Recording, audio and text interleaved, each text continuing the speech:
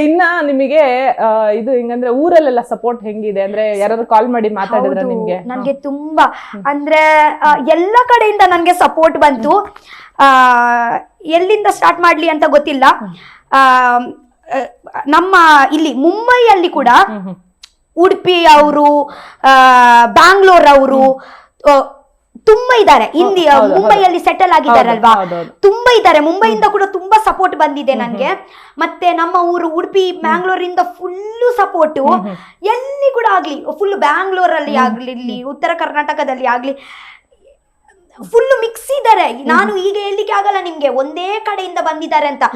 ನನ್ಗೆ ಫುಲ್ ಕರ್ನಾಟಕ, ಮುಂಬೈ ಆಗ್ಲಿ, out of India ಆಗ್ಲಿ ಎಲ್ಲ ಉಂಟು.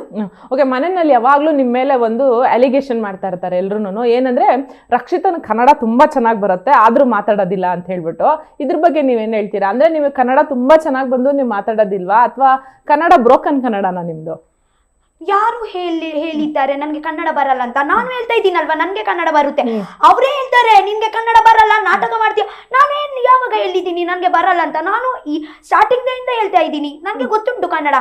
ಅದೇ ಅವರು ಥಿಂಕ್ ಮಾಡ್ತಾರೆ ನಾನು ನಾಟಕ ಮಾಡ್ತೀನಿ. ಸೊ ಇಟ್ಸ್ ಅವರ ಪರ್ಸ್ಪೆಕ್ಟಿವ್. ಓಕೆ, ನಿಮ್ಮನ್ನ ಇಂಟರ್ವ್ಯೂ ಮಾಡ್ತಿರೋದು ನನ್ಗೆ ಹೆಂಗ್ ಫೀಲ್ ಆಗ್ತಿದೆ ಅಂದ್ರೆ ನಾನೇ ಬಿಗ್ ಬಾಸ್ ಅಲ್ಲಿ ನಿಮ್ ಜೊತೆ ಇದ್ದೀನಿ ಒಳಗೆ.